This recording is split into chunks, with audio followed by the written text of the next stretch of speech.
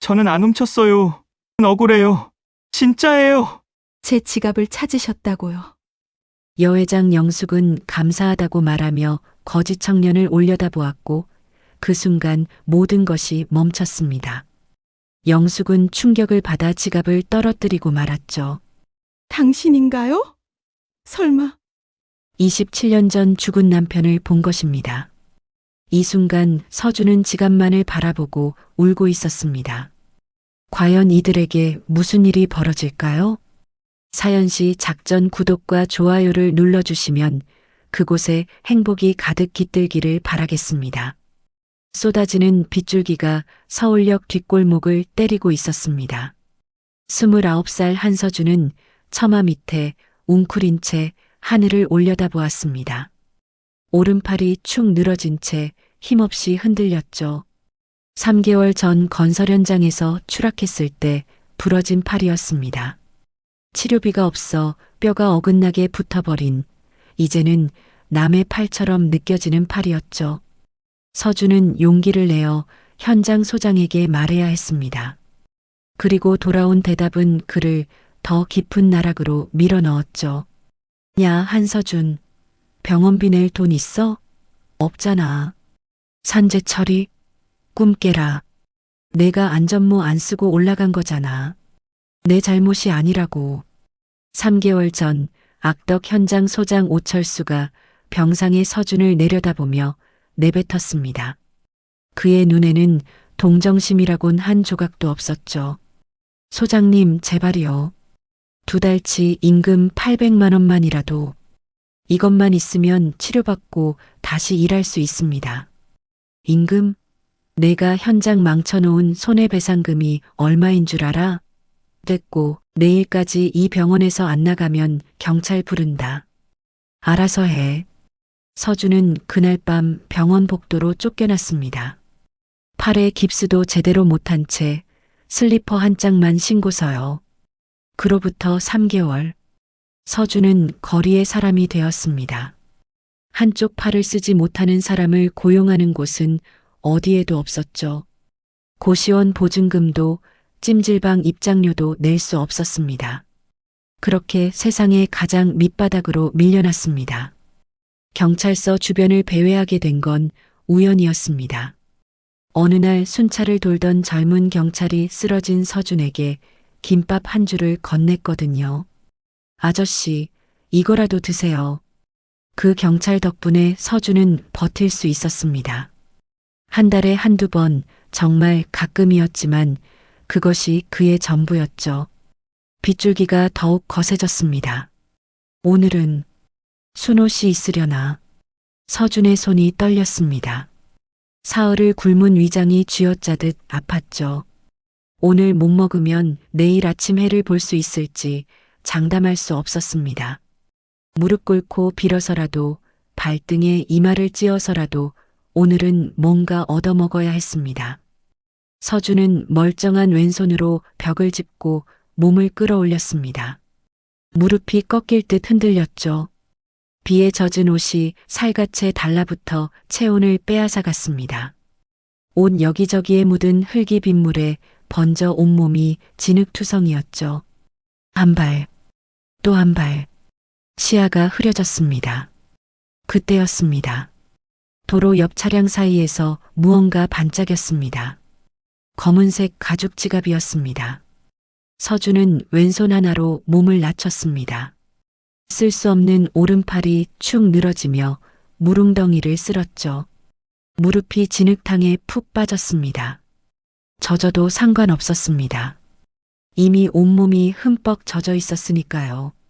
떨리는 왼손으로 지갑을 집어들었습니다. 열어보니 5만 원권이 빽빽했습니다. 300만 원은 넘어 보였죠.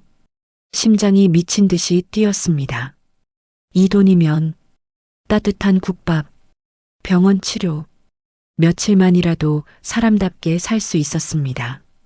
서준의 손가락이 지폐를 향해 움직였습니다. 바로 그 순간이었습니다. 지갑 안쪽 비닐칸에 낡은 사진 한 장이 꽂혀 있었습니다. 젊은 남자가 아기를 안고 환하게 웃는 사진이었죠. 한쪽이 찢겨나가 있었습니다. 그 순간 보육원 원장 수녀님의 목소리가 울렸습니다. 서준아, 내가 부모 없이 자랐어도 마음만은 부자여야 해. 남의 것에 손 떼면 그 순간 내 영혼이 거지가 되는 거야. 유일하게 자신을 품어준 사람의 말이었습니다. 손끝이 얼어붙었습니다. 나는 거지여도 도둑은 아니야. 서준은 이를 악물고 지갑을 품에 안았습니다. 떨리는 다리로 경찰서를 향해 걸었죠. 그런데 채 10걸음도 못 갔을 때였습니다. 저기요. 저 거지가 지갑 훔쳤어요. 날카로운 비명이 빗소리를 뚫었습니다. 우산 쓴 여자가 손가락으로 서준을 가리키고 있었죠. 아닙니다. 저는 주워서 반납하려고. 거짓말. 내가 똑똑히 봤어요. 차 밑에서 뭔가 집어서 품에 넣잖아. 순식간에 사람들이 모여들었습니다. 서준은 필사적으로 외쳤습니다. 제 말 좀 들어주세요. 저는 정말 반납하러 가는 중이었어요. 경찰서가 바로 저기잖아요. 저기. 훔칠 거였으면 왜 경찰서 쪽으로 가겠습니까? 하지만 아무도 듣지 않았습니다. 진흙투성이 옷, 축 늘어진 팔, 광대뼈가 툭 튀어나온 얼굴. 누가 봐도 그는 범죄자였죠. 경찰이 도착했습니다. 지갑절도 신고받고 왔습니다. 아닙니다. 저는 주운 겁니다. 경찰서로 반납하러 가던 중이었어요. 제발 믿어주세요. 서준은 무릎까지 꿇었습니다.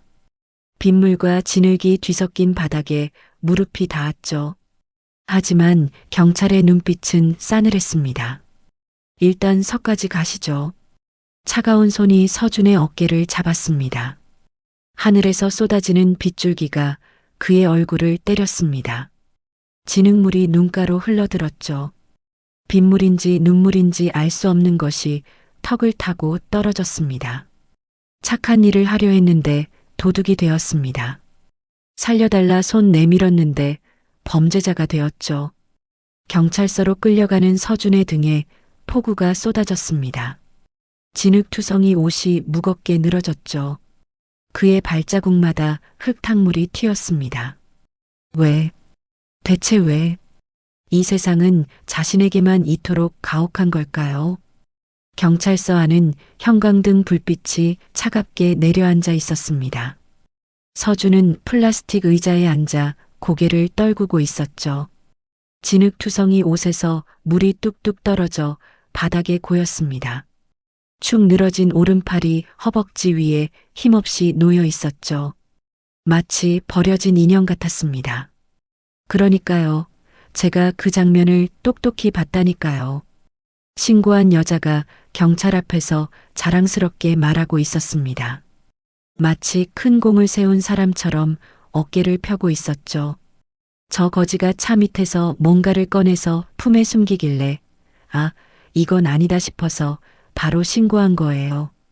요즘 세상에 저런 사람들 조심해야 하잖아요. 제가 안 봤으면 큰일 날 뻔했죠. 서준이 고개를 들었습니다. 저기요, 저는 정말 주운 겁니다. 반납하려고 경찰서로 가던 중이었어요. 제발 제 말 좀. 아이고, 저 사람 아직도 저러네. 여자가 서준을 쓰레기 보듯 힐끗 쳐다봤습니다. 눈에 역겨움이 가득했죠. 더러운 손으로 남의 물건 만지작거리면서 무슨 반납이에요. 훔칠 생각 아니었으면 왜 품에 숨겨요? 서준의 입술이 바르르 떨렸습니다. 비가 와서 젖을까봐 품에 넣은 거예요. 훔치려던 게 아니에요. 됐고요, 경찰관님. 저 바쁜 사람이에요. 다 됐으면 저 이제 가도 되죠? 경찰이 고개를 끄덕였습니다. 네, 수고하셨습니다. 나중에 연락드릴 일 있으면 드리겠습니다. 여자는 서준을 한 번 더 쏘아보고는 우산을 톡톡 털며 경찰서를 빠져나갔습니다. 하이힐 소리가 또각또각 멀어졌죠. 서준은 그녀의 뒷모습을 바라봤습니다. 아무렇지 않게 걸어나가는 그 모습이 세상 모든 문이 자신에게만 닫혀 있다는 걸 보여주는 것 같았습니다. 그때 낯익은 얼굴이 보였습니다. 박순호 경찰이었습니다. 가끔 김밥을 건네주던 그 젊은 경찰이었죠. 서준의 눈에 한 줄기 희망이 스쳤습니다. 순호 씨, 저예요. 저 기억하시죠? 제발 말 좀 해주세요. 저 진짜 훔친 거 아니에요. 순호가 서준을 봤습니다. 눈이 마주쳤죠. 하지만 그는 시선을 피하며 고개를 돌렸습니다. 미안해요, 아저씨. 저도 어쩔 수가 없어요. 증인이 있으니까. 순호 씨, 제가 어떤 사람인지 아시잖아요. 저 그런 사람 아니에요. 한마디만 해주세요. 순호는 대답 없이 서류 더미 속으로 시선을 묻었습니다. 마치 서준이 존재하지 않는 것처럼요. 서준의 희망이 바닥으로 꺼졌습니다. 아무도 없었습니다. 자신의 편이 되어줄 사람이 이 세상에 단 한 명도 없었죠. 서준은 떨리는 손으로 얼굴을 감쌌습니다. 진흙 묻은 손가락 사이로 눈물이 새어나왔습니다. 소리 죽여 울었죠. 어깨가 들썩였습니다. 형광등 불빛이 그의 초라한 모습을 비추고 있었습니다. 바로 그때였습니다. 경찰서 문이 열리며 한 여자가 들어왔습니다. 고급스러운 베이지색 코트를 입은 중년 여성이었죠. 비에 젖지 않은 단정한 차림이었습니다. 하지만 그녀의 얼굴에는 불안함이 가득했습니다. 지갑을 잃어버렸어요. 분실 신고하러 왔습니다. 현금은 괜찮은데 그 안에 사진이. 제발 그 사진만이라도. 경찰이 자리에서 일어났습니다. 회장님, 마침 잘 오셨습니다. 조금 전에 지갑이 들어왔는데요. 영숙의 눈이 커졌습니다. 정말요? 어디 있어요? 저기 앉아있는 사람이 가지고 있었습니다. 지금 절도 혐의로. 영숙의 시선이 구석에 웅크린 서준에게 향했습니다. 진흙투성이 옷, 축 늘어진 팔, 뼈가 앙상하게 드러난 손목. 처참한 행색이었죠. 그런데 서준이 고개를 들었습니다. 그 순간 영숙의 심장이 멈추는 것 같았습니다. 그 눈이었습니다. 27년 전 자신이 미친 듯이 사랑했던 남자의 눈. 죽은 남편 재민의 눈이 저 청년에게서 똑같이 빛나고 있었습니다. 깊고 맑은 갈색 눈동자. 슬픔을 품고도 꺾이지 않는 그 눈빛. 영숙의 다리에서 힘이 빠졌습니다. 말도. 그녀의 입술이 파르르 떨렸습니다. 말도 안 돼. 서준은 대꾸할 힘조차 없었습니다. 그저 절망에 짓눌린 눈으로 눈물을 글썽이며 낯선 여자를 바라보고 있었죠. 왜 저 여자가 자신을 저렇게 쳐다보는지 알 수도 알 힘도 없었습니다. 형광등 불빛 아래 두 사람의 시선이 허공에서 부딪혔습니다.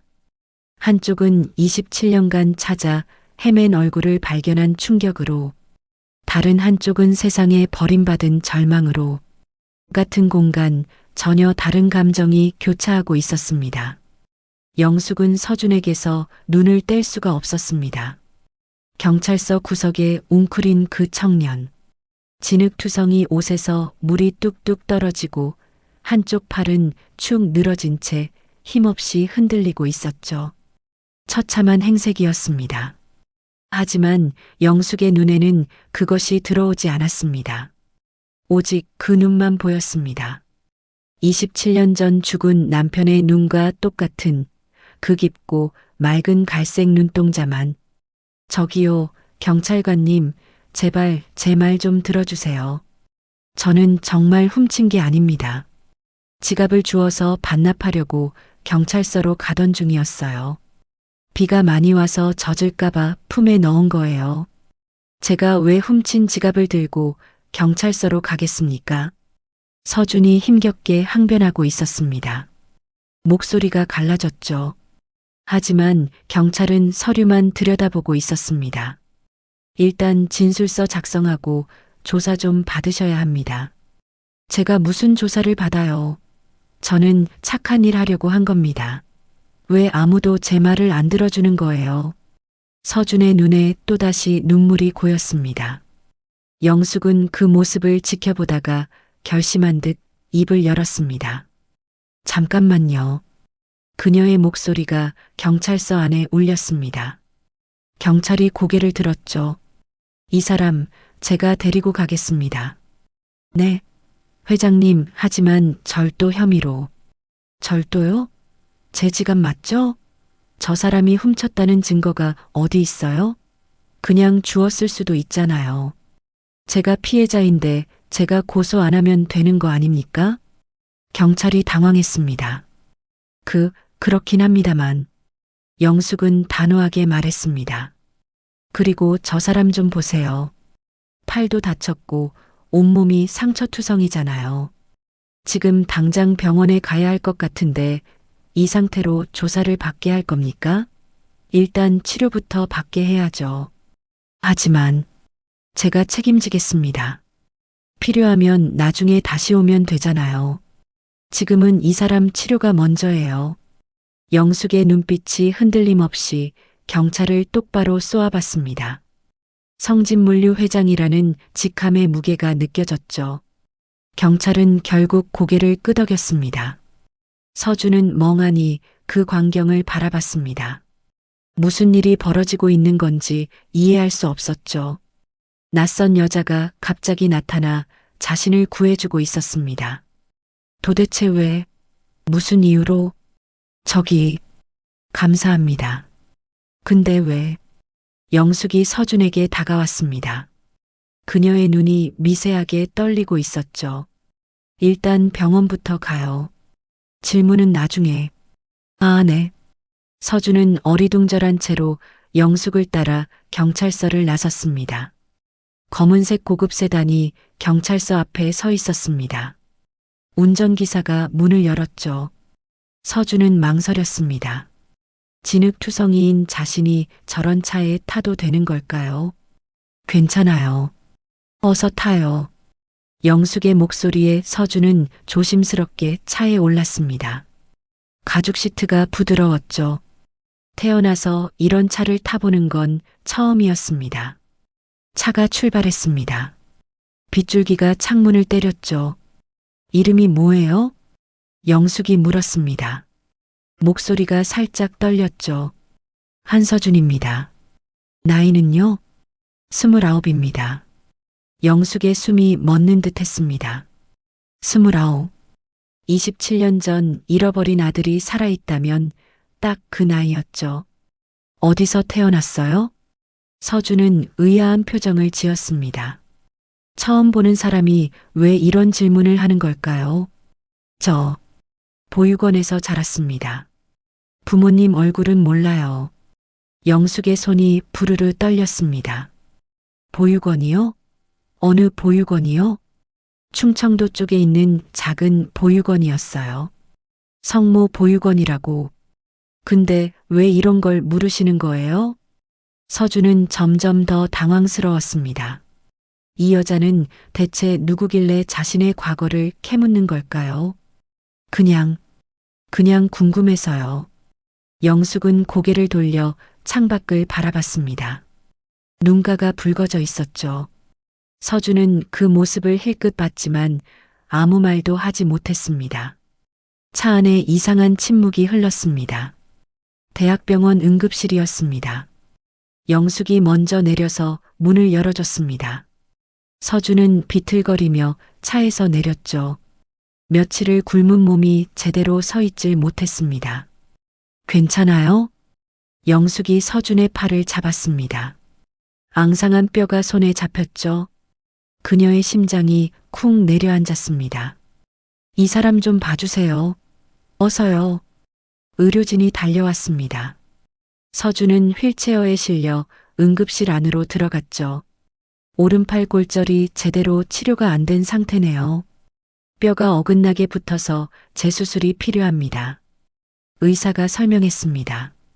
그리고 심한 영양실조 상태예요. 며칠은 굶으신 것 같은데. 일단 링거부터 놓겠습니다. 서준은 침대에 누운 채 천장을 바라봤습니다. 따뜻한 병원 침대가 꿈만 같았죠. 이게 현실인지 알 수 없었습니다. 감사합니다. 서준이 작은 목소리로 말했습니다. 이렇게까지 해주시는데 저는 뭐라고 감사해야 할지. 상처 소독 좀 할게요.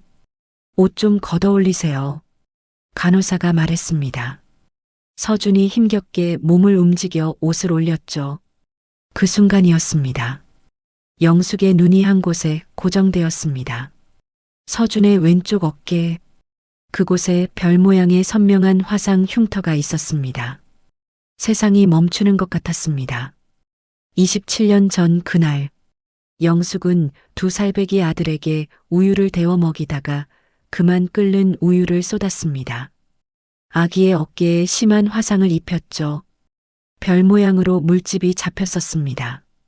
병원에 달려가 치료를 받았지만 흉터는 평생 남을 거라고 의사가 말했습니다. 그 흉터가 바로 지금 눈앞에 있었습니다. 똑같은 모양, 똑같은 위치, 똑같은 크기. 영숙의 다리에서 힘이 빠졌습니다. 저기, 괜찮으세요? 서준이 놀라서 물었습니다. 영숙이 갑자기 비틀거렸거든요. 그 흉터. 영숙의 목소리가 떨렸습니다. 그건 어떻게 생긴 거예요? 서준은 자신의 어깨를 내려다봤습니다. 아, 이거요? 어릴 때 되었다는데 저는 기억이 안 나요. 보육원 원장 수녀님 말로는 보육원에 올 때부터 이미 있었다고. 영숙은 더 이상 서 있을 수가 없었습니다. 그녀는 그 자리에 털썩 주저앉았습니다. 간호사가 놀라서 달려왔죠. 손님 괜찮으세요? 괜찮지 않았습니다. 27년이었습니다. 27년 동안 찾아 헤맸습니다. 전국의 보육원을 다 뒤졌습니다. 사립 탐정을 고용하고 실종 아동 찾기 프로그램에 나가고 밤마다 아들의 이름을 부르며 울었습니다. 그렇게 찾아 헤맨 아들이 경찰서에서 도둑으로 몰린 채 끌려온 그 청년이 자신의 아들일지도 모른다니 눈물이 쏟아졌습니다. 27년간 참아왔던 눈물이 둑이 무너지듯 터져나왔죠. 왜 우세요? 제가 뭘 잘못했나요? 서준이 당황해서 물었습니다. 이 여자가 왜 갑자기 우는 건지 도무지 알 수가 없었죠. 영숙은 대답하지 못했습니다. 그저 서준의 얼굴을 바라보며 흐느낄 뿐이었습니다. 남편의 눈, 남편의 콧날, 자신이 만든 흉터까지 모든 것이 가리키고 있었습니다. 이 청년이 자신의 아들이라고. 하지만 아직은 확신할 수 없었습니다. 세상에 닮은 사람은 많으니까요. 흉터도 우연일 수 있었죠. 영숙은 떨리는 손으로 눈물을 닦았습니다. 미안해요. 갑자기. 아니요, 괜찮습니다. 근데 정말 왜 우시는 건지. 서준의 눈에 걱정이 담겼습니다. 자신을 구해준 은인이 갑자기 울고 있으니 어쩔 줄을 모르겠죠. 영숙은 고개를 저었습니다. 아무것도 아니에요. 그냥 당신 보니까 생각나는 사람이 있어서. 서준은 이해할 수 없었습니다. 처음 보는 사람이 자신을 경찰서에서 빼내주고 병원에 데려다주고 이상한 질문을 하더니 이제는 울고 있었죠. 마치 오래전부터 자신을 알았던 사람처럼. 하지만 서준은 묻지 않았습니다. 이유가 무엇이든 이 여자는 자신의 생명의 은인이었으니까요. 감사합니다. 서준이 나직이 말했습니다.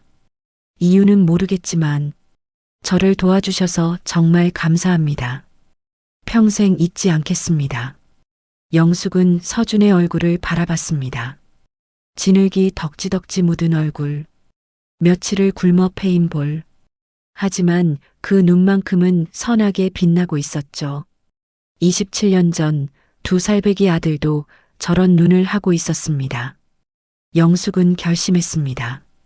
확실히 확인해야겠다고. 어떻게든 이 청년 곁에 있으면서 진실을 밝혀야겠다고. 당신, 영숙이 입을 열었습니다. 지금 갈 곳 있어요? 서준은 고개를 저었습니다. 없습니다. 거리에서 살았으니까요. 그럼 나랑 같이 가요. 서준의 눈이 커졌습니다. 네, 그게 무슨, 저는 처음 뵙는 분인데, 일단 내 옆에 있어요. 영숙의 목소리가 급해졌습니다. 자신도 왜 이러는지 알 수 없었죠. 그저 이 청년을 놓치면 안 될 것 같았습니다. 본능이 그녀를 다그치고 있었습니다. 잠깐이면 돼요. 있을 곳도 없다고 했잖아요. 그럼 같이 가는 거예요. 하지만, 가요. 영숙이 서준의 손목을 잡았습니다. 떨리는 손이었죠. 서준은 그 떨림을 느꼈습니다. 이 여자는 대체 왜 이러는 걸까요? 왜 이렇게 다급한 걸까요? 서준은 알 수 없었습니다. 하지만 그녀의 눈에 고인 간절함만은 느낄 수 있었죠. 성북동 저택의 검은색 세단이 미끄러지듯 들어섰습니다. 밤 11시였습니다. 영숙은 조수석에서 내리며 주위를 살폈죠. 2층 서재에 불이 켜져 있었습니다. 정우가 아직 깨어 있다는 뜻이었습니다. 심장이 쿵 내려앉았습니다. 이쪽으로 와요. 조용히. 영숙이 서준의 팔을 잡아 끌었습니다. 서준은 영문도 모른 채 끌려갔죠. 현관이 아닌 옆문으로 들어갔습니다. 마치 도둑처럼 자기 집에 숨어 들어가는 기분이었습니다. 사모님, 부엌에서 나온 복순이 영숙을 보고 놀랐습니다. 그리고 그 뒤에 서 있는 낯선 청년을 발견하곤 눈이 휘둥그레졌죠. 이분은 누구? 복순아, 설명은 나중에 할게. 일단 이 사람 숨겨야 해. 숨기다뇨? 사모님, 대체 무슨 일이? 영숙의 눈빛이 다급했습니다. 복수는 40년간 이 집에서 일하며 영숙의 모든 것을 지켜봐 왔죠. 저런 눈빛은 처음이었습니다. 정호 도련님이 아직 서재에 계세요. 지금 이 사람이 눈에 띄면 안 돼. 복순의 얼굴이 굳었습니다. 정호. 그 이름만 들어도 등골이 서늘해졌죠. 27년 전, 그리고 18년 전, 이 집안에 닥친 모든 비극의 중심에 그 남자가 있었습니다. 복수는 알고 있었죠. 하지만 증거가 없었고 힘이 없었습니다. 일단 따라오세요. 복순이 서준을 이끌었습니다. 본관에서 가장 먼 별채의 작은 방이었죠. 오늘 밤은 여기서 주무세요. 아무것도 묻지 말고 아무데도 가지 마세요. 복순의 목소리가 날카로웠습니다. 서준을 향한 눈빛에는 경계심이 가득했죠. 서준이 방으로 들어간 뒤 복순은 영숙을 붙잡았습니다. 사모님, 저 사람 대체 누구예요? 왜 갑자기 데려오신 거예요? 영숙이 복순의 손을 잡았습니다. 손이 떨리고 있었죠. 복순아, 저의 어깨에 흉터가 있어. 별 모양 흉터. 27년 전에 내가 서준이한테 만들었던 그 흉터랑 똑같아. 복순의 눈이 커졌습니다. 하지만 그녀는 고개를 저었죠. 사모님, 그건 우연일 수 있어요. 세상에 비슷한 흉터 가진 사람이 얼마나 많은데요. 아니야. 눈도 닮았어. 재민이 눈이랑 똑같아. 나이도 맞고. 복순의 얼굴에 안타까움이 스쳤습니다. 사모님, 제 말 좀 들으세요. 그녀가 영숙의 어깨를 잡았습니다. 사모님은 27년 동안 도련님을 너무 그리워하셨어요. 그래서 헛것이 보이시는 거예요. 닮은 사람 볼 때마다 도련님이라고 생각하시잖아요.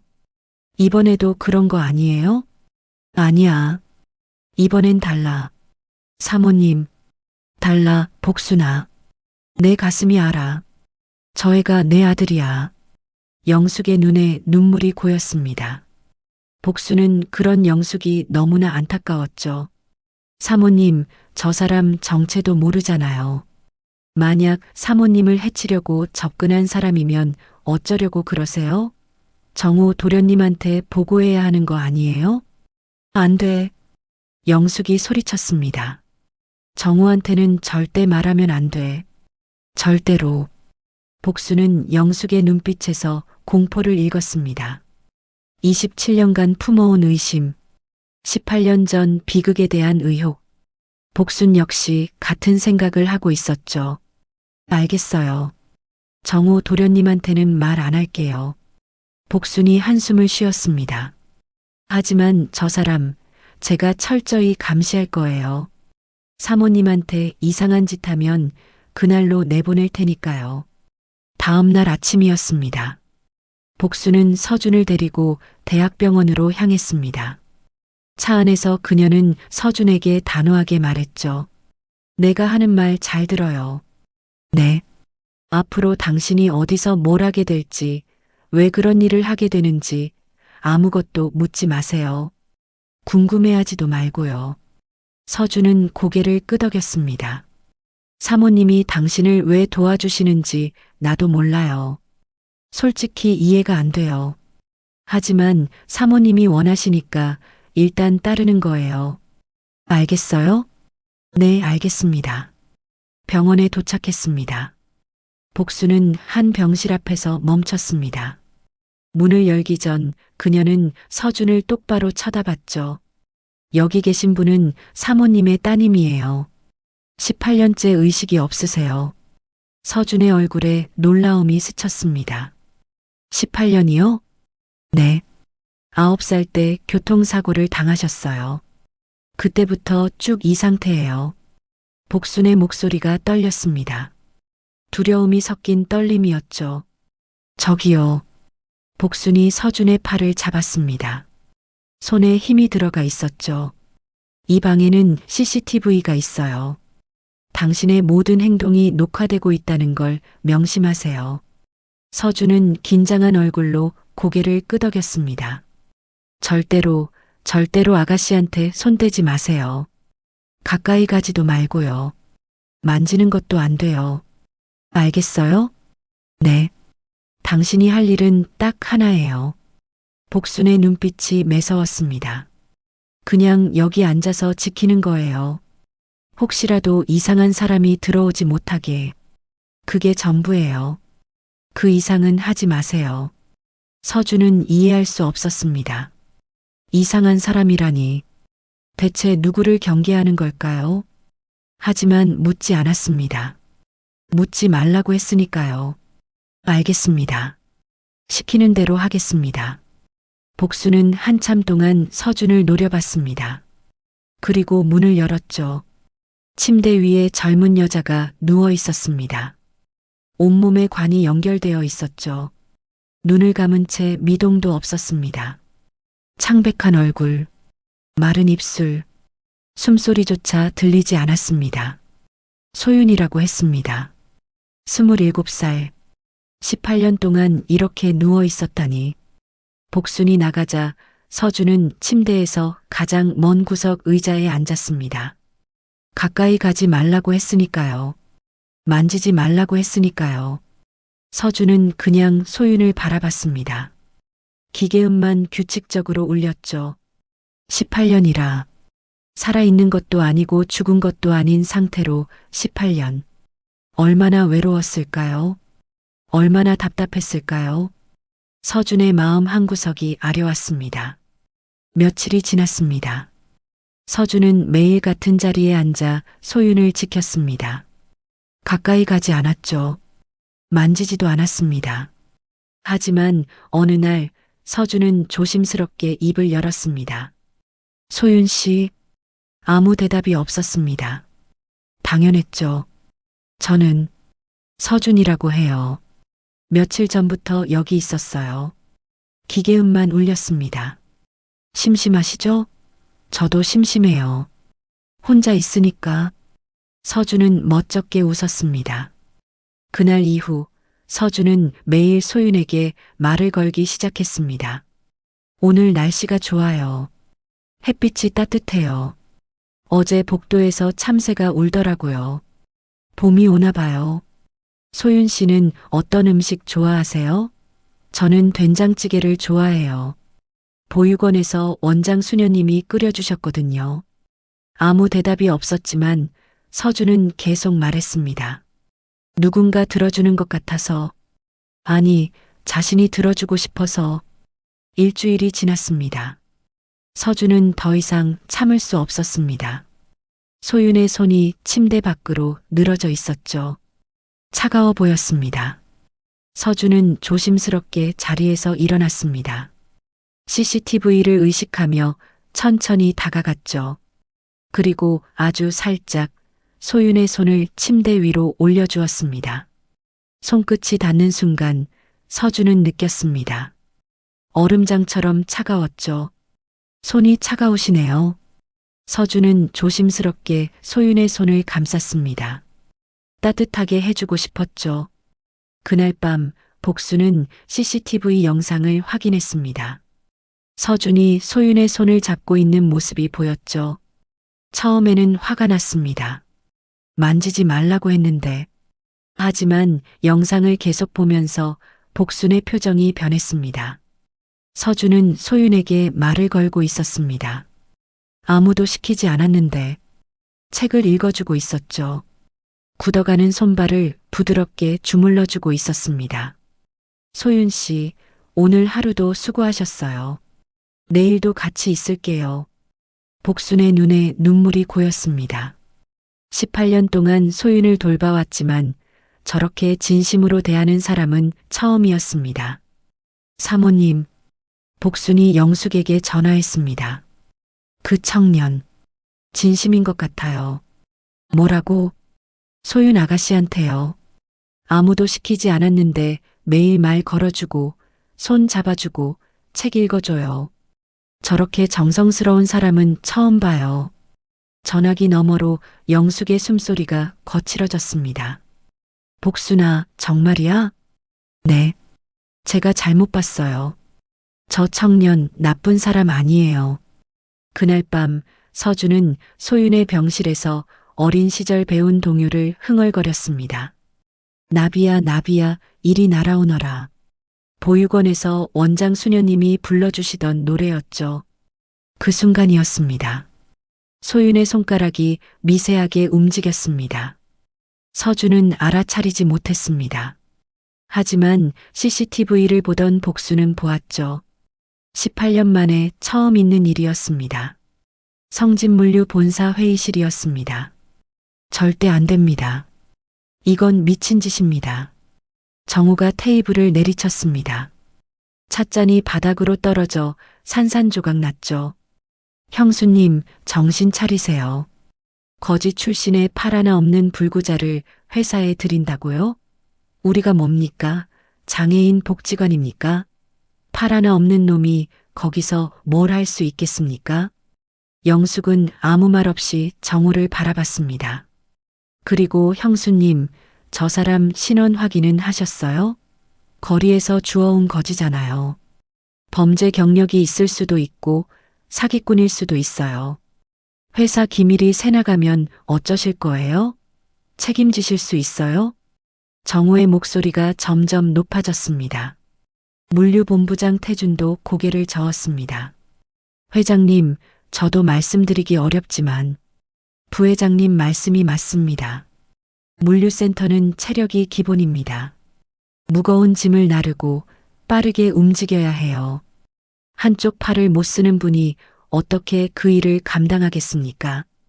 영숙은 두 사람의 말을 묵묵히 들었습니다. 27년 동안 시동생의 눈치를 보며 살아왔죠. 남편이 죽고 딸이 쓰러지고 아들을 잃은 뒤로 그녀에게 남은 건 공허함 뿐이었습니다. 하지만 오늘은 달랐습니다. 정우야. 영숙의 목소리가 낮게 울렸습니다. 내가 이 회사에서 뭘 부탁한 적 있니? 정우의 눈이 흔들렸습니다. 27년 동안 나는 아무것도 부탁하지 않았어. 내가 하자는 대로 다 따랐지. 회사 일도 집안 일도. 내가 뭘 고집한 적 있었니? 형수님, 태준 씨도요. 재민이가 살아있을 때 뭐라고 했는지 기억나요? 사람은 누구나 기회를 받을 자격이 있다. 겉모습으로 판단하지 마라. 당신도 그 말 듣고 여기까지 온 거 아니에요? 태준의 얼굴이 굳었습니다. 한 달만요. 한 달만 지켜봐 주세요. 그 안에 증명 못하면 제가 직접 내보낼게요. 제발. 영숙의 눈에 눈물이 고였습니다. 긴 침묵이 흘렀습니다. 태준이 먼저 한숨을 내쉬었습니다. 알겠습니다. 한 달만 지켜보겠습니다. 하지만 문제가 생기면 그날로 끝입니다. 정우가 이를 갈았습니다. 좋습니다. 대신 제가 직접 감시하겠습니다.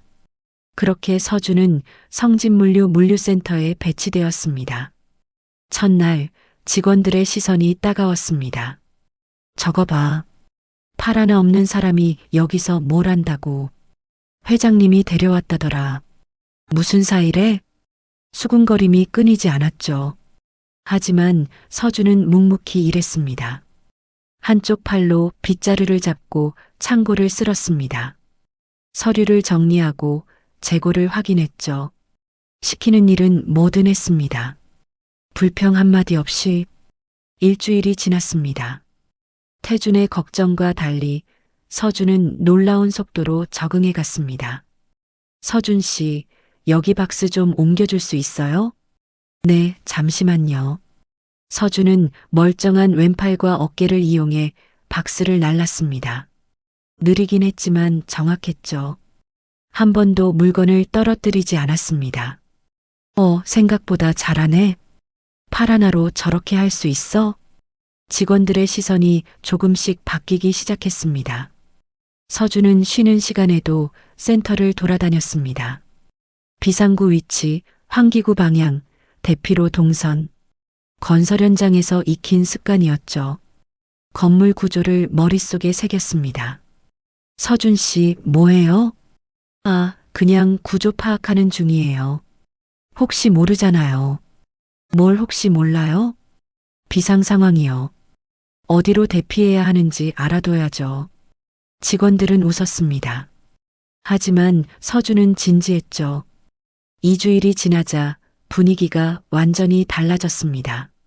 서준 씨, 점심 같이 먹어요. 서준 씨, 오늘 회식인데 올 거죠? 처음에는 볼썽사나워 보였던 서준의 행색.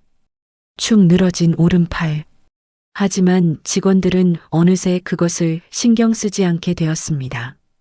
서준의 성실함과 따뜻함이 사람들의 마음을 녹인 것이죠. 저 친구 괜찮은 사람이야. 맞아. 처음엔 좀 그랬는데 자기가 힘든데도 주변 사람을 항상 챙겨. 그날 밤이었습니다. 서준은 야간 재고 정리를 하고 있었습니다. 시계는 밤 11시를 가리키고 있었죠. 펑! 굉음과 함께 창고 한쪽에서 불길이 치솟았습니다. 전기 합선이었습니다. 마른 종이 박스들이 순식간에 불에 휩싸였죠. 검은 연기가 천장을 가득 메웠습니다. 불이야, 불이야. 비명소리가 사방에서 터져나왔습니다. 서준은 본능적으로 몸을 낮췄습니다. 연기는 위로 올라가니까요. 건설 현장에서 배운 것이었죠. 어구역의 민수 씨, B구역의 영호 씨. 2주일 동안 파악한 정보가 머릿속을 스쳤습니다. 누가 어디서 일하는지 정확히 알고 있었죠. 비상구는 동쪽. 하지만 불이 번지는 방향도 동쪽이야. 서쪽 환기구로 돌아가야 해.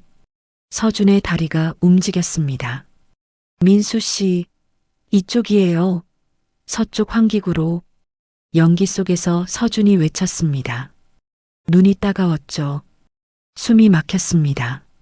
하지만 멈출 수 없었습니다. 민수가 비틀거리며 나타났습니다.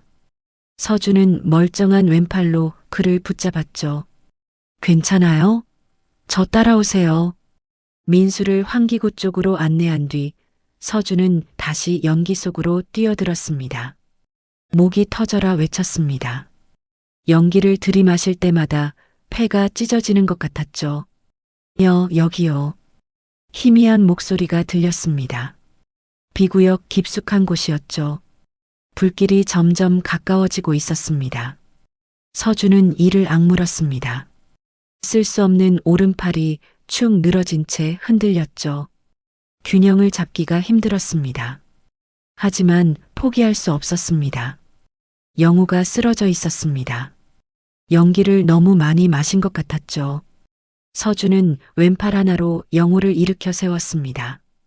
어깨에 업으려 했지만 한쪽 팔로는 불가능했죠. 생각해. 서준은 영우의 팔을 자신의 목에 감았습니다. 그리고 허리를 숙여 등에 엎듯이 끌었죠. 다리에 모든 힘을 실었습니다. 무릎이 꺾일 것 같았지만 버텼습니다. 버텨요. 조금만. 환기구가 보였습니다. 출구가 보였습니다. 마지막 힘을 짜냈습니다. 준혁을 밀어 환기구 밖으로 내보냈죠.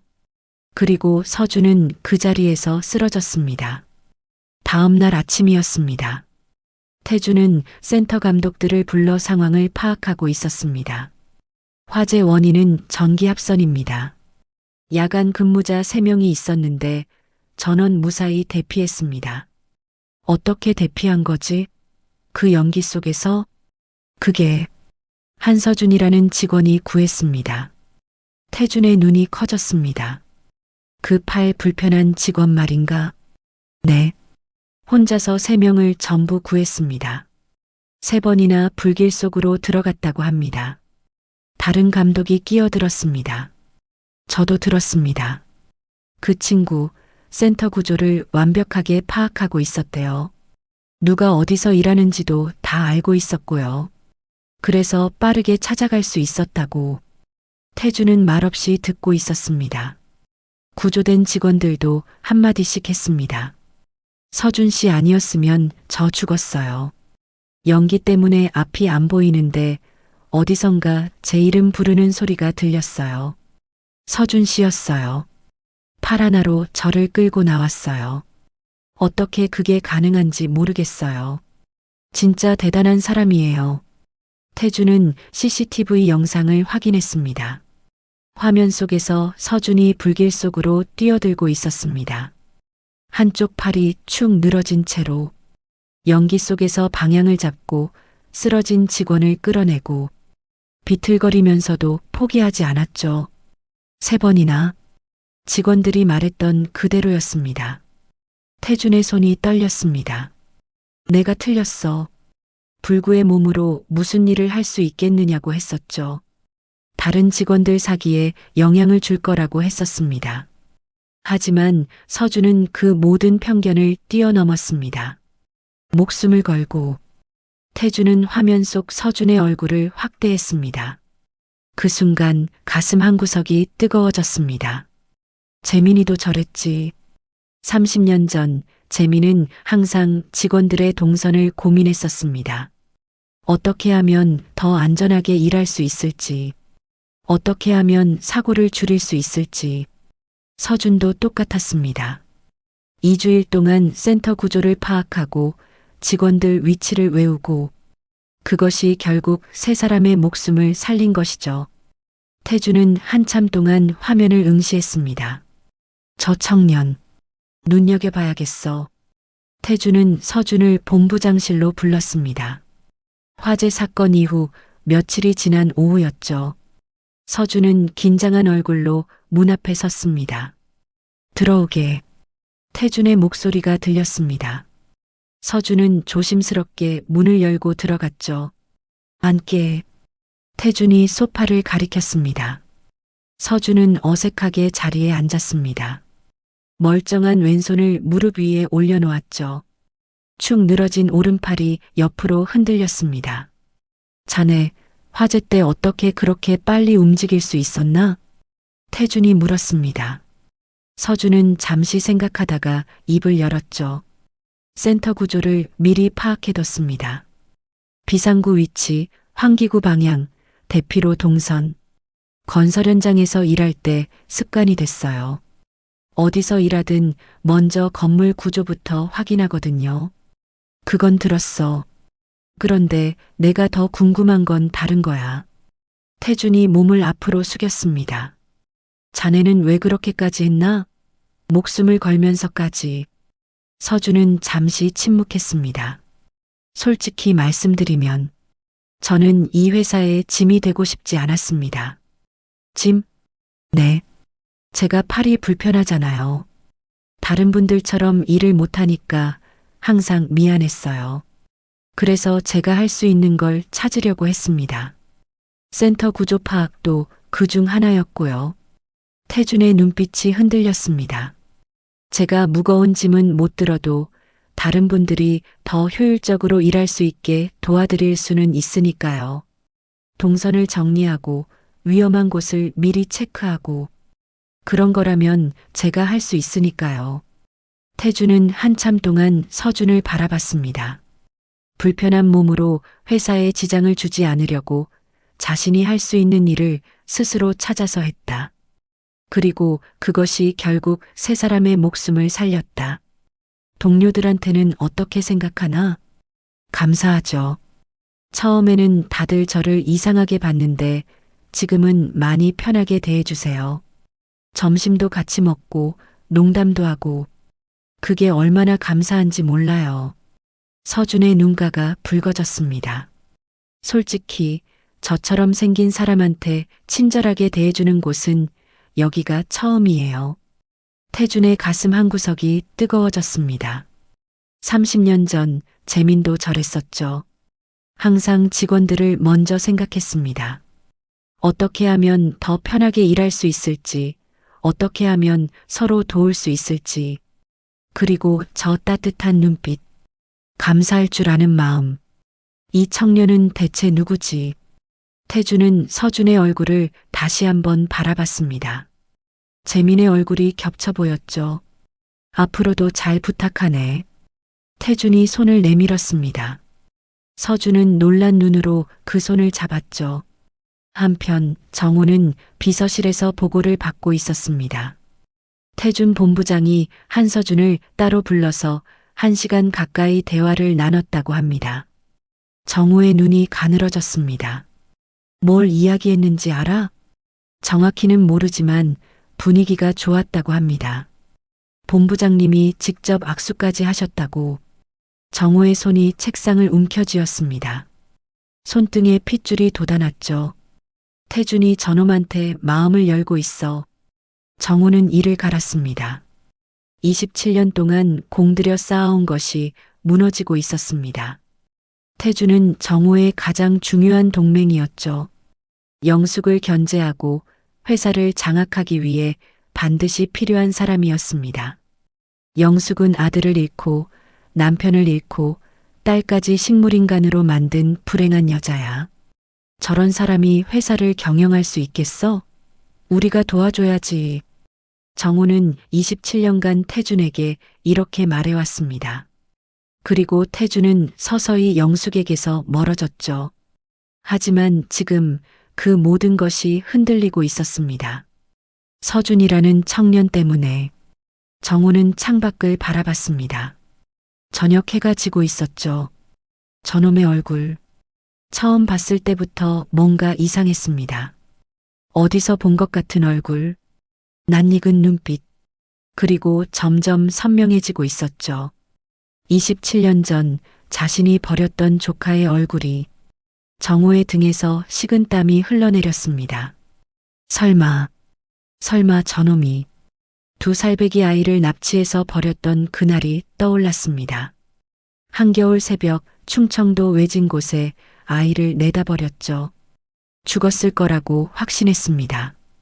그렇게 어린아이가 혼자 살아남을 리 없으니까요. 하지만 만약 살아있다면. 정우의 심장이 미친 듯이 뛰었습니다. 손바닥에 땀이 배어났죠. 아니야. 우연의 일치야. 닮은 사람이 있을 수도 있지. 정우는 자신을 달래려 했습니다. 하지만 불안감은 사라지지 않았죠. 서준의 나이. 29.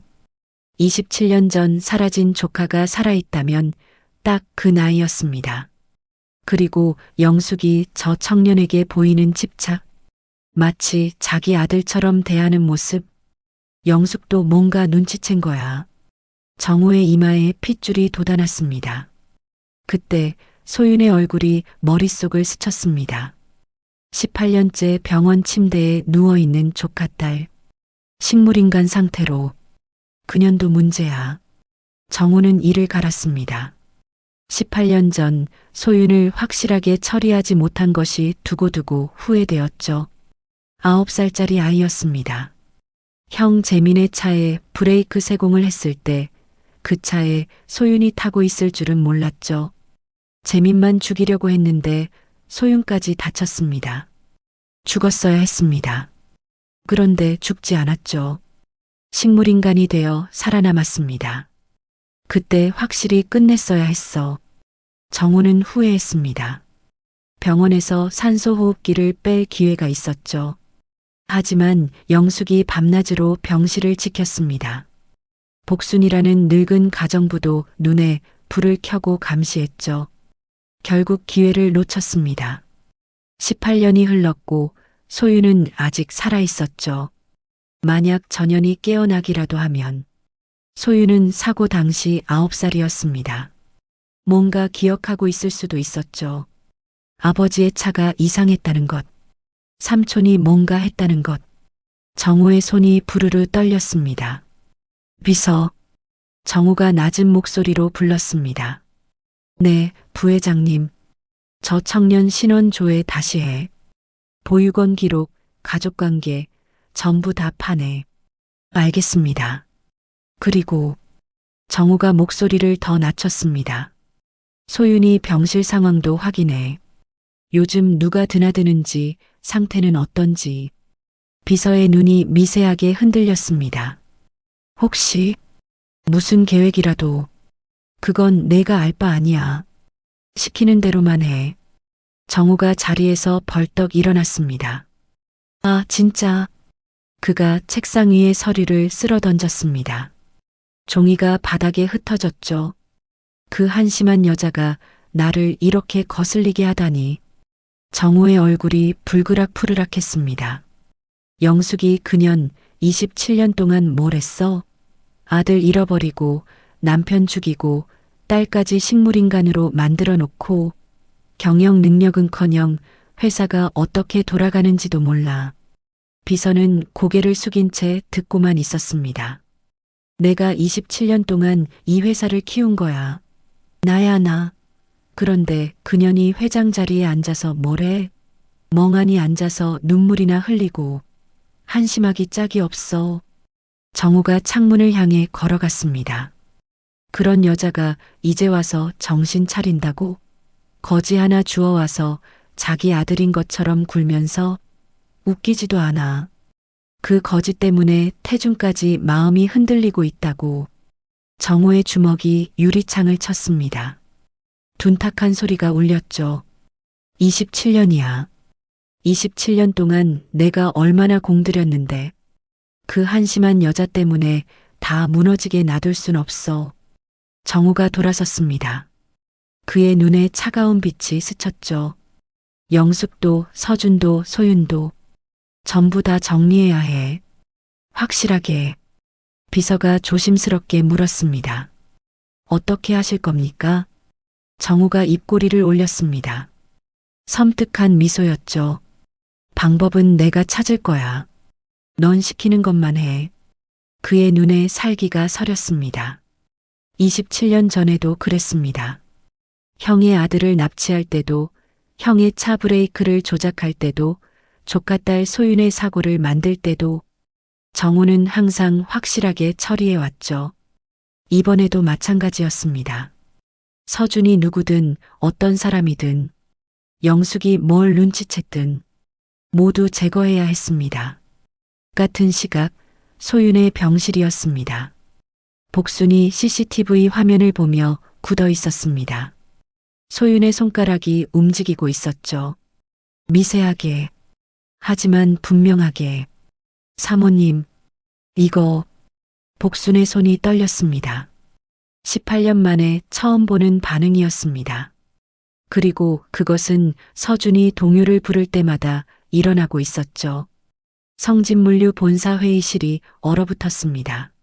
물류센터 운영비 2억 원이 사라졌습니다. 격리팀장의 목소리가 회의실에 울려 퍼졌죠. 테이블에 앉은 임원들의 얼굴이 창백해졌습니다. 뭐라고요? 2억 원이? 태준이 자리에서 벌떡 일어났습니다. 어떻게 그런 일이? 누가 그런 짓을? 송금 내역을 추적한 결과 격리팀장이 서류를 내밀었습니다. 손이 떨리고 있었죠. 한서준이라는 직원 명의의 계좌로 이체되었습니다. 회의실 안에 숨막히는 정적이 흘렀습니다. 한서준? 그 화재 때 사람 구한 직원 말인가? 네. 그리고 화재 때 발생한 피해금 1억 원도 같은 계좌로 빠져나갔습니다. 태준의 얼굴이 불그락푸르락했습니다. 3억 원이라고? 그놈이 3억 원을 빼돌렸다고? 정우가 한숨을 쉬며 끼어들었습니다. 내가 처음부터 반대했잖아요. 거지 출신의 신혼도 불확실한 놈을 회사에 들이면 안 된다고. 이렇게 될 줄 알았어요. 태주는 믿을 수 없다는 표정이었습니다. 불과 며칠 전 자신이 직접 악수를 나눴던 청년. 따뜻한 눈빛으로 감사하다고 말했던 그 청년이 횡령범이라니. 증거가 확실합니까? 네. 계좌 개설 서류에 한서준의 서명이 있고 신분증 사본도 첨부되어 있습니다. 그리고 격리팀장이 다른 서류를 꺼냈습니다. 저 직원에 대해 아는 분이 증언을 해주셨습니다. 회의실 문이 열리고 한 여자가 들어왔습니다.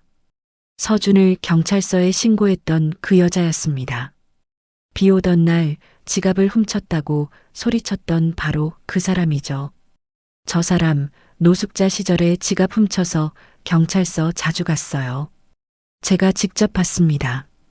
영숙 회장님이 불쌍하다고 데려온 거예요. 그런데 보세요. 역시 도둑은 못 고치는 거였죠. 태준의 주먹이 부르르 떨렸습니다. 더 있습니다. 정우가 말했습니다. 화재 사건 있잖아요. 저놈이 영웅인 척했던 그거. 조사해 보니까 의심스러운 점이 한두 가지가 아니에요. 무슨 말입니까? 화재 당일 저놈이 전기실 근처에서 혼자 있었던 시간이 있어요. 혹시 자작극 아닐까요? 태준의 눈이 커졌습니다. 자작극이라고요? 생각해 보세요. 거지 출신이 갑자기 대기업에 들어왔어요. 어떻게 해야 신뢰를 얻을 수 있겠어요? 영웅이 되는 거죠. 화재를 일으키고 사람들을 구하는 척하면 모두가 저놈을 믿게 되잖아요. 정우의 목소리가 점점 커졌습니다. 처음부터 다 계획된 거였어요. 회장님 지갑을 일부러 주운 것도, 화재 때 영웅인 척한 것도 전부 다 영숙 형수님 돈을 노린 사기극이었다고요. 태주는 더 이상 참을 수 없었습니다. 저놈 어디 있어?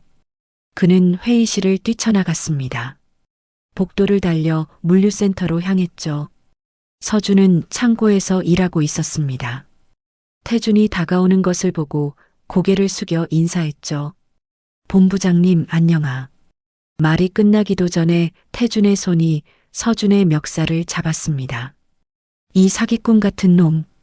서준의 눈이 휘둥그레졌습니다. 본부장님 무슨 일이. 원래 영숙 회장님 이용해서 돈 노리고 들어왔구나. 내가 사람을 잘못 봤어. 내 눈빛이 진심이라고 생각했는데 다 연기였어. 무슨 말씀이세요? 저는 아무것도. 닥쳐. 태준이 서준을 바닥에 내동댕이 쳤습니다. 서준의 등이 콘크리트 바닥에 부딪혔죠. 쓸 수 없는 오른팔이 꺾이며 비명이 터져 나왔습니다. 회사 돈 3억 원 빼돌리고도 뻔뻔하게 일하고 있었어? 화재도 내 짓이지? 사람 죽을 뻔했는데 영웅 행세하려고 불질렀어? 서준은 아무 말도 할 수 없었습니다. 무슨 일이 벌어지고 있는 건지 이해할 수 없었죠. 3억 원? 화재? 자작극? 저는 그런 짓 안 했습니다. 증거가 있어. 내 이름으로 된 계좌, 내 서명, 내 신분증 다 있다고. 그건 저는 계좌 같은 거 만든 적 없어요. 믿어주세요. 서준의 눈에 눈물이 고였습니다. 하지만 태준의 눈에는 분노만 가득했죠. 정우가 뒤따라왔습니다. 태준 본부장, 경찰 불렀어요. 곧 올 겁니다. 잘 됐군요. 태준이 서준을 노려봤습니다. 감옥에서 썩어라. 이 사기꾼아. 정우가 한숨을 쉬며 고개를 저었습니다. 그러게 내가 뭘 했어요. 영숙 형수님이 사람을 볼 줄 몰라서 이런 일이 생긴 거예요. 거지를 주워왔으니 이런 꼴이 난 거 아니겠어요? 영숙이 달려왔습니다. 무슨 일이에요? 서준 씨. 그녀는 바닥에 쓰러진 서준을 보고 달려가려 했습니다. 하지만 정우가 그녀를 막아섰죠. 형수님, 저놈한테 가지 마세요. 저놈이 형수님 돈 3억 원을 빼돌렸어요. 화재도 저놈이 일으킨 거고요. 뭐라고요? 그럴 리가. 증거가 다 있어요. 형수님이 불쌍하다고 주워온 거지가 형수님을 사기친 거예요. 처음부터 돈 노리고 접근한 거라고요. 영숙의 얼굴이 창백해졌습니다. 서준이 바닥에서 고개를 들었습니다. 눈물이 볼을 타고 흘러내리고 있었죠. 회장님, 저는 정말 아닙니다. 저는 그런 짓 안 했어요. 믿어주세요. 영숙의 가슴이 찢어지는 것 같았습니다. 하지만 동시에 의심이 스멀스멀 피어올랐죠. 정말 이 아이가 나를 이용한 걸까? 처음 만났을 때부터 모든 것이 계획된 거였을까?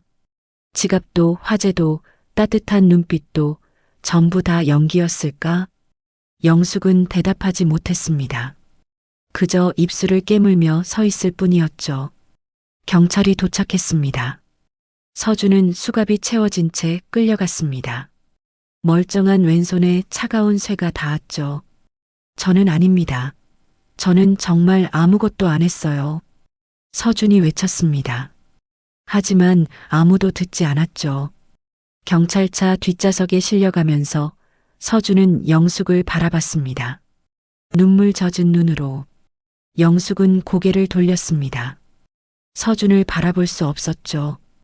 유치장은 차가웠습니다. 콘크리트 바닥에 웅크린 채 서준은 눈물을 삼켰습니다.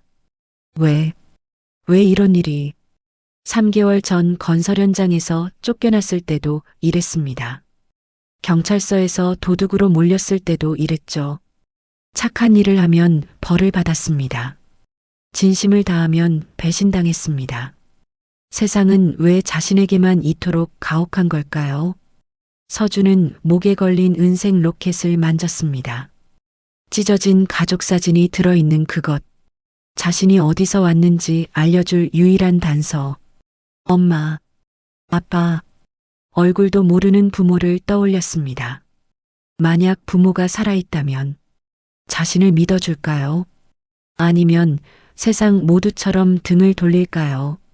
서준은 차가운 바닥에 이마를 대고 소리 없이 울었습니다. 혼란스러운 상황 속 가장 여유 있는 사람은 정호였습니다. 그는 바로 비서에게 전화했습니다. 서준이 상황은 유치장에 있습니다. 증거가 확실해서 당분간 나올 수 없을 겁니다. 태준은 완전히 돌아섰습니다. 서준이 사기꾼이라고 확신하고 있어요. 영숙은 혼란에 빠져 있습니다. 서준을 믿어야 할지 말아야 할지 갈피를 못 잡고 있어요. 방에서 나오지 않고 계십니다. 정우의 입꼬리가 올라갔습니다. 좋아. 다 끝났군. 모든 것이 계획대로였습니다. 서준은 감옥에 갇혔고 태준은 영숙에게서 완전히 등을 돌렸습니다. 영숙은 무너져 내리고 있었죠. 27년간 공들인 계획이 드디어 완성되어 가고 있었습니다. 하지만 아직 하나가 남아 있었죠. 소윤. 18년째 병원 침대에 누워있는 그 여자. 언제 깨어날지 모르는 시한폭탄. 오늘 끝내야 해. 정우는 결심했습니다. 병원 주차장에 검은색 세단이 미끄러지듯 들어섰습니다. 정우는 차에서 내리기 전 다시 한번 확인했습니다. 복수는 방금 영숙 회장님한테서 전화가 왔습니다. 울면서 통화 중이에요. 한참 걸릴 겁니다. 병실 앞 경비는 제가 잠시 치워뒀습니다. CCTV는 30분 전에 고장 신고 넣었습니다. 점검 중이라 녹화 안 됩니다. 정우가 고개를 끄덕였습니다. 좋아. 넌 밖에서 대기해. 누구도 들어오지 못하게 막아. 정우는 엘리베이터를 타고 병실층으로 올라갔습니다. 복도는 조용했습니다. 형광등 불빛이 차갑게 내려앉아 있었죠. 정우의 구두 소리만이 텅 빈 복도에 울렸습니다. 소윤의 병실 앞에 도착했습니다. 문을 열기 전 정우는 주위를 한 번 더 살폈습니다. 아무도 없었죠. 심호흡을 하고 문을 열었습니다. 병실 안은 고요했습니다. 기계음만이 규칙적으로 울리고 있었죠. 심장 박동을 알리는 삐소리가 정적을 깨뜨렸습니다. 소윤은 침대에 누워 있었습니다. 18년 전 그날처럼 눈을 감고 미동도 없이 정우는 문을 닫고 안으로 들어갔습니다. 드디어 입꼬리가 올라갔습니다. 18년 동안 기다려온 순간이었죠. 오랜만이다, 소윤아. 정우가 침대 옆에 섰습니다. 18년이야. 18년 동안 내가 이렇게 누워 있었지. 참 즐기기도 하다. 왜 안 죽니? 그가 소윤의 얼굴을 내려다봤습니다. 창백한 피부, 마른 입술, 감긴 눈.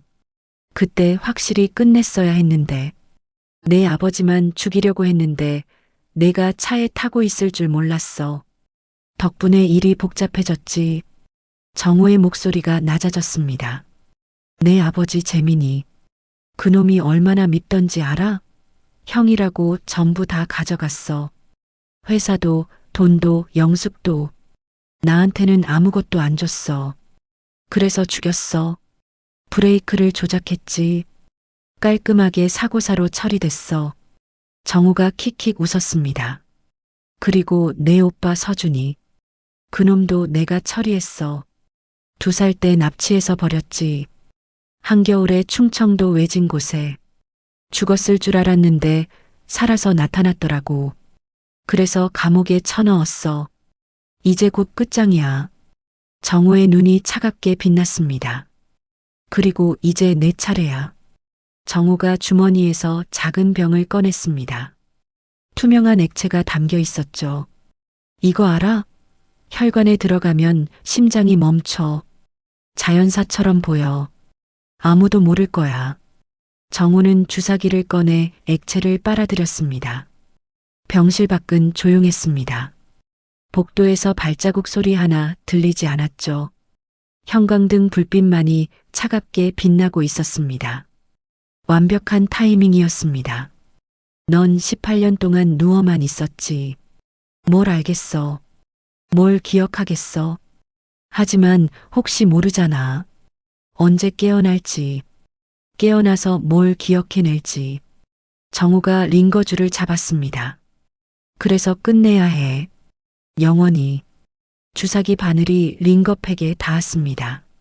정우의 손가락이 피스톤을 누르려는 순간이었습니다. 투명한 액체가 링거 안으로 스며들기 시작했습니다. 정우의 얼굴에 만족스러운 미소가 번졌죠. 이제 다 끝이야. 영숙도, 서준도, 너도. 전부 다. 정우가 주사기를 완전히 비웠습니다. 액체가 링거줄을 타고 흘러내렸죠. 그 순간이었습니다. 어떻게? 희미한 목소리가 병실을 가득 채웠습니다. 정우의 손이 얼어붙었습니다. 어떻게 그럴 수 있어요? 소윤의 눈이 번쩍 떠졌습니다. 정우는 믿을 수 없다는 표정으로 굳어버렸습니다. 심장이 멎는 것 같았죠. 너 깨어났어? 소윤의 눈이 정우를 똑바로 쳐다보고 있었습니다. 힘없지만 또렷한 눈빛이었죠. 삼촌이 아빠를 죽였다고요? 목소리가 떨리고 있었습니다. 하지만 분명히 들렸죠. 정호의 등에서 식은땀이 흘러내렸습니다. 이게 무슨... 그때 소윤의 팔에 연결된 링거팩이 눈에 들어왔습니다. 뭔가 이상했습니다. 자신이 독을 넣었던 그 팩이 아니었죠. 다른 팩으로 바뀌어 있었습니다. 뭐야 이게... 정호가 주위를 둘러봤습니다. 그리고 발견했습니다. 침대 머리맡 꽃병 뒤에 숨겨진 작은 카메라를. 병실 문이 벌컥 열렸습니다. 복순이 서 있었습니다. 손에 녹음기를 들고. 다 녹음했어요, 부회장님. 정호의 얼굴이 사색이 되었습니다. 복순, 내가 왜 여기... 사모님한테 전화한 거 다 연기였어요. 부회장님이 오실 거 알았거든요. 복순의 눈에 눈물이 고였습니다. 하지만 목소리는 단호했죠. 소윤 아가씨는 3주 전에 깨어나셨어요. 처음에는 말도 못하셨죠. 하지만 조금씩 기억이 돌아왔어요. 뭐라고? 18년 전 그날. 아가씨는 다 기억하고 계셨어요. 삼촌이 아빠 차에 뭔가 했다는 것. 그래서 사고가 났다는 것. 소윤이 힘겹게 입을 열었습니다. 삼촌이 아빠 차에 뭔가 했어요. 전날 밤에 봤어요. 정호의 다리가 풀렸습니다. 이건 함정이야. 네, 함정이에요. 복순이 고개를 끄덕였습니다. 부회장님이 직접 자백하시도록 27년 동안 저지른 모든 악행을. 복도에서 발자국 소리가 들려왔습니다. 경찰들이었죠. 한정호 부회장님, 살인 미수 및 과거 살인 혐의로 체포합니다. 수갑이 정호의 손목에 채워졌습니다. 아니야.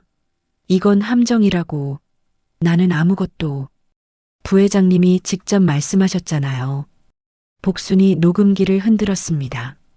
재민 도련님을 죽인 것도, 서준 도련님을 납치한 것도, 소윤 아가씨를 죽이려 한 것도 전부 다 녹음되어 있어요. 정호의 얼굴이 일그러졌습니다. 27년간 쌓아 올린 모든 것이 무너지는 순간이었습니다. 경찰에 끌려가면서 정호는 소윤을 돌아봤습니다. 소윤의 눈에서 눈물이 흘러내리고 있었죠.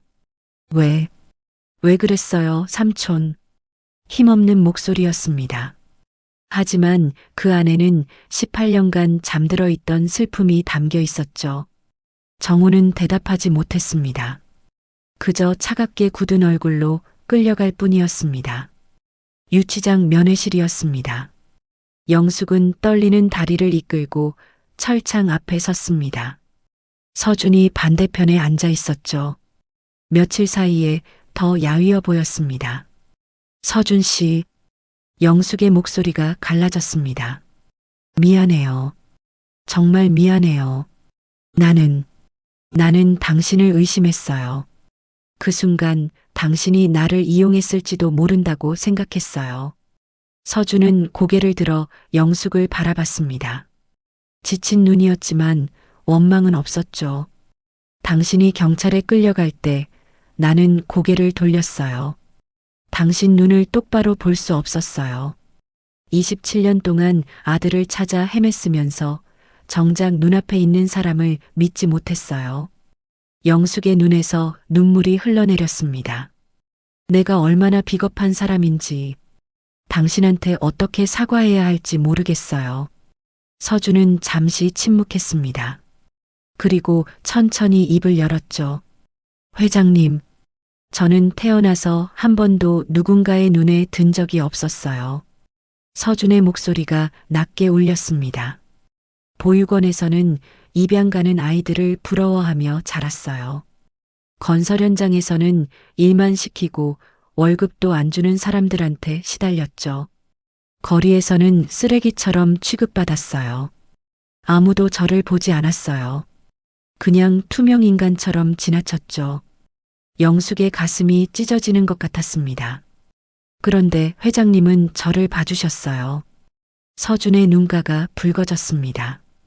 비 오는 날 경찰서에서 도둑으로 몰린 저를 다른 사람들은 더러운 거지라고 손가락질했는데 회장님만 저를 봐주셨어요. 병원에 데려가 주시고 먹을 것 주시고 잠잘 곳 주시고. 서준이 고개를 숙였습니다. 왜 그러시는지 몰랐어요. 처음 보는 사람한테 왜 그렇게까지 하시는지. 하지만 그냥 감사했어요. 태어나서 처음으로 누군가 저를 사람으로 대해주는 것 같아서. 영숙은 더 이상 참을 수 없었습니다. 서준 씨, 사실은. 그녀가 떨리는 손으로 지갑을 꺼냈습니다. 그 안에 낡은 사진 한 장이 있었죠. 한쪽이 찢겨나간 가족 사진. 당신을 처음 봤을 때 심장이 멎는 줄 알았어요. 27년 전에 잃어버린 내 아들과 너무 닮았거든요. 눈빛도, 코도, 입모양도. 그래서 곁에 두고 싶었어요. 혹시나 하는 마음으로. 서준의 눈이 커졌습니다. 설마. 어깨에 별 모양 흉터를 봤을 때 확신이 들었어요. 27년 전에 내가 뜨거운 우유를 쏟아서 생긴 흉터였거든요. 똑같은 모양, 똑같은 위치. 영숙의 목소리가 떨렸습니다. 말도 안 돼요. 저요? 정말인가요? 서준이 믿을 수 없다는 표정으로 영숙을 바라봤습니다. DNA 검사를 요청했어요. 결과가 내일 나와요. 그때까지만 기다려줘요. 다음 날 오후였습니다. 영숙이 다시 면회실에 나타났습니다. 손에 서류 봉투를 들고 있었죠. 얼굴이 눈물범벅이었습니다. 결과가 나왔어요. 서준의 심장이 미친 듯이 뛰었습니다. 영숙이 떨리는 손으로 서류를 펼쳤습니다. 99.999% 친자 관계가 확인됐어요. 서준은 멍하니 그 숫자를 바라봤습니다. 99.999% 27년 동안 찾아 헤맨 부모. 얼굴도 모른 채 그리워했던 엄마. 밤마다 꿈에서 불렀던 그 사람이 눈앞에 있었습니다. 정말 이게 꿈은 아니겠지? 서준이 처음으로 그 단어를 입에 담았습니다. 목소리가 갈라졌죠. 영숙은 철창 사이로 손을 내밀었습니다. 서준의 손을 꼭 잡았죠. 찢어진 사진을 두 손 사이에 끼운 채. 서준아, 내 아들. 내가 잃어버렸던 내 아들이 여기 있어. 서준아. 저의 어머니세요. 두 사람의 오열이 면회실을 가득 채웠습니다. 철창이 가로막고 있었지만 27년의 세월이 그 사이로 녹아내렸죠. 서준은 믿기지 않았습니다. 하지만 손을 꼭 잡고 우는 영숙의 온기가 진짜였습니다. 꿈이 아니었습니다. 며칠 후 긴급 주주총회가 열렸습니다. 영숙은 단상에 서서 모든 증거를 공개했습니다. 복순의 녹음 파일, 소윤의 증언, 조작된 계좌 서류의 진실. 정우가 수갑을 찬 채 끌려나갔습니다. 살인, 살인미수, 아동유기, 업무방해, 증거 조작. 수십 가지 혐의가 그를 기다리고 있었죠. 서준은 무죄로 석방되었습니다. 경찰서를 나서는 서준을 태준이 기다리고 있었습니다. 태준이 서준 앞에 털썩 무릎을 꿇었습니다. 서준아. 그의 목소리가 떨렸습니다. 내가 내한테 서준이라는 이름을 지어줬어. 내가 태어났을 때 내 아버지 재민이가 내 목숨을 살려준 은인이었거든. 그래서 내가 이름을 지었어. 서준. 세상을 바르게 살아갈 준수한 사람이 되라고. 태준의 눈에서 눈물이 쏟아졌습니다. 근데 정작 바르게 못 산 건 나였어. 정우 말만 듣고 너희 어머니를 멀리했어. 내가 진심으로 다가왔는데 사기꾼이라고 몰아세웠어. 내가 너무 부끄러워. 태준이 바닥에 이마를 찧었습니다. 용서해줘, 서준아. 제발. 서준은 잠시 그를 내려다봤습니다. 그리고 천천히 몸을 낮춰 태준의 어깨를 잡았죠. 삼촌. 서준이 태준을 일으켜 세웠습니다. 아버지라면 삼촌을 용서했을 거예요. 삼촌은 속았던 거잖아요. 정우한테 27년 동안 속았던 거예요. 삼촌 잘못이 아니에요. 태준이 서준을 끌어안았습니다. 서준아, 서준아, 저도 삼촌을 용서해요. 아버지의 친구니까, 제 이름을 지어준 분이니까. 병원 소윤의 병실이었습니다. 복순이 소윤의 손을 잡고 눈물을 흘리고 있었습니다. 아가씨, 기억나세요? 매일 아가씨 손 잡아주고 책 읽어주고 노래 불러주던 그 청년. 소윤이 힘겹게 고개를 끄덕였습니다. 따뜻했어요. 그 손이, 그 청년이 바로 도윤이었어요. 아가씨의 오빠였어요. 소윤의 눈이 커졌습니다. 오빠가 저한테, 네. 아가씨 오빠가 아가씨를 돌봐드린 거예요. 서로 모르면서 피는 못 속이는 거예요. 복순이 소윤의 손을 꼭 쥐었습니다. 이제 다 끝났어요. 정우 도련님은 감옥에 갔고 아가씨 오빠가 돌아왔어요. 사모님도 다시 웃으실 수 있게 됐고요. 소윤의 볼을 타고 눈물이 흘러내렸습니다. 병실 문이 열리고 서준이 들어왔습니다. 서준은 소윤의 침대 옆에 섰습니다. 며칠 전까지 매일 이 자리에 앉아 소윤의 손을 잡아주었죠. 그때는 몰랐습니다. 이 사람이 자신의 여동생이라는 것을. 서준이 조심스럽게 소윤의 손을 잡았습니다. 따뜻해졌네요. 소윤이 서준을 바라봤습니다. 오빠라고요? 저에게 오빠가 생긴 거예요? 응, 오빠야. 이제 오빠가 왔어. 서준은 소윤의 손을 꼭 쥐었습니다. 예전에는 얼음장처럼 차갑던 손이 이제는 따뜻했죠. 깨어나서 정말 다행이야. 정말, 정말 다행이야. 서준의 목소리가 떨렸습니다. 기적 같아요. 복순이 눈물을 닦으며 말했습니다.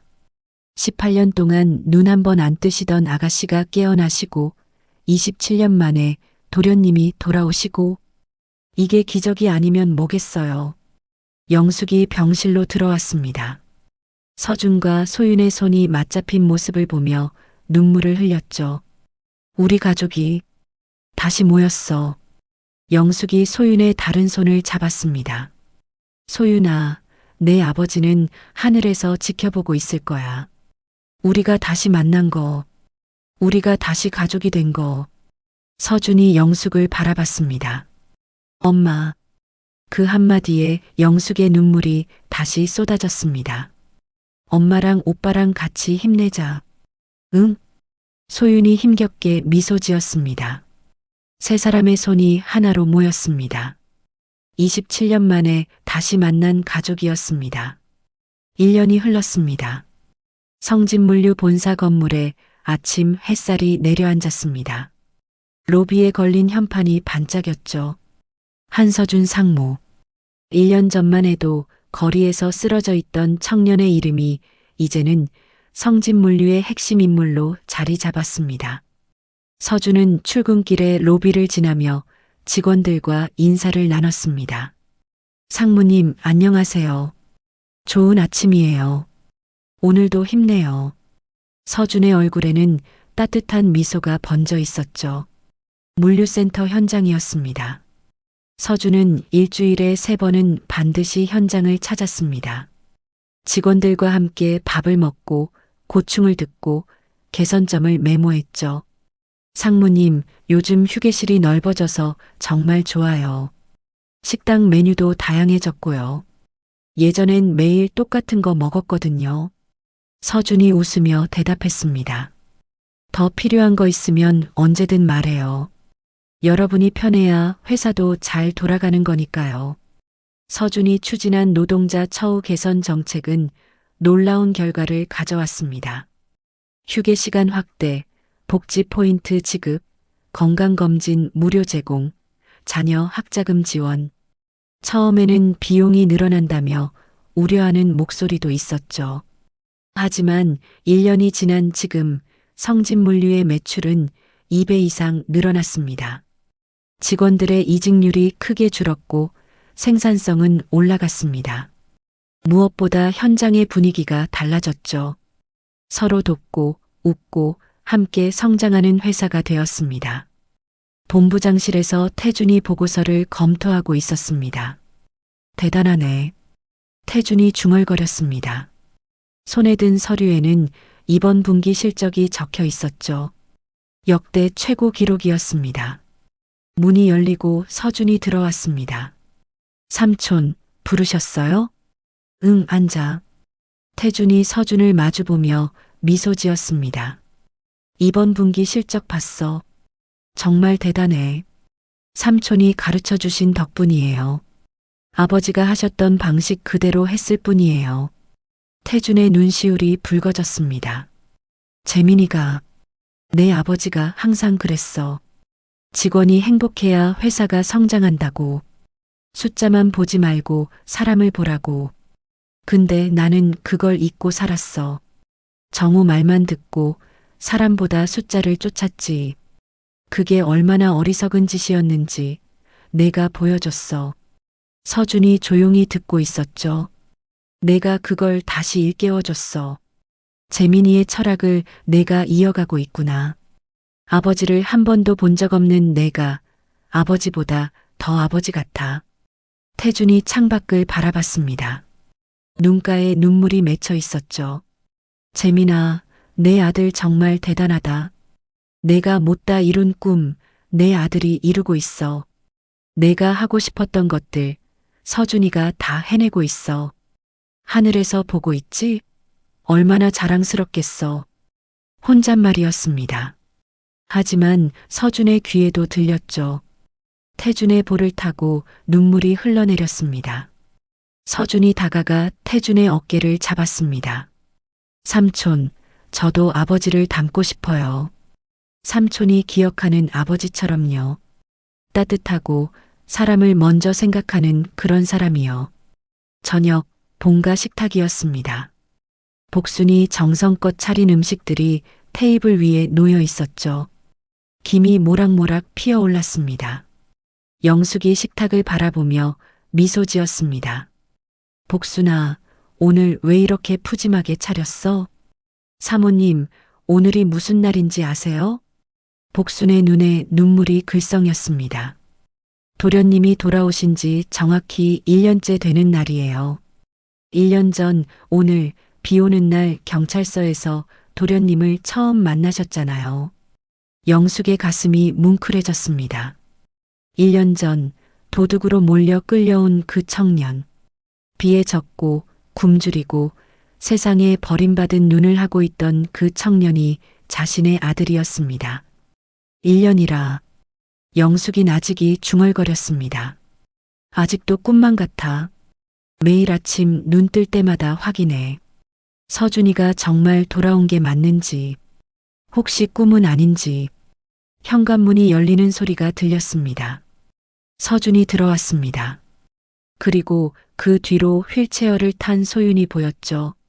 재활 치료 덕분에 이제는 휠체어로 이동할 수 있게 되었습니다. 엄마 왔어요. 서준이 환하게 웃었습니다.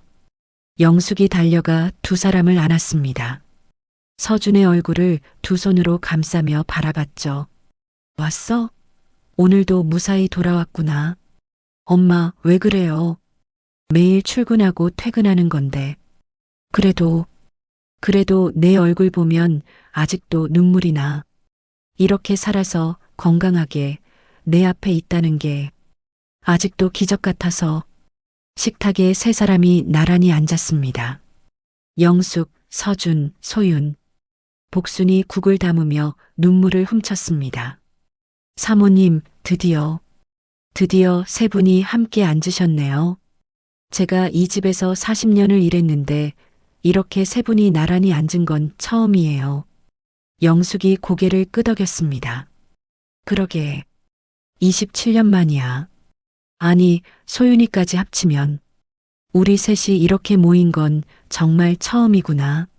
서준이 소윤의 손을 잡았습니다. 소윤아, 오늘 기분 어때? 소윤이 서툴지만 또렷한 목소리로 대답했습니다. 좋아요. 오빠랑, 엄마랑 같이 밥 먹으니까 너무 좋아요. 말이 느렸습니다. 아직 재활 중이었으니까요. 하지만 그 한마디 한마디에 진심이 담겨 있었죠. 오빠. 소윤이 서준을 바라봤습니다. 눈에 눈물이 그렁그렁했죠. 우리 가족이 되어줘서 고마워요. 오빠가 없었으면 나 아직도 자고 있었을 거예요. 오빠 목소리 듣고, 오빠 손잡고, 그래서 깨어난 거예요. 서준의 눈시울이 붉어졌습니다. 소윤아, 내가 고마워. 내가 깨어나줘서, 내가 살아있어서. 1년 전에 내 손을 처음 잡았을 때 얼음장처럼 차가웠어. 그때는 몰랐어. 내가 내 동생인 줄. 그냥 불쌍해서 손을 잡았던 건데. 서준이 소윤의 손을 꼭 쥐었습니다. 근데 지금은 따뜻해. 내 손이 이렇게 따뜻해졌어. 그게 얼마나 감사한지 몰라. 매일 기적 같아. 소윤의 눈에서 눈물이 흘러내렸습니다. 오빠 손도 따뜻해요. 세상에서 제일 따뜻해요. 영숙이 두 사람을 바라보며 울었습니다. 복순도 함께 울었죠.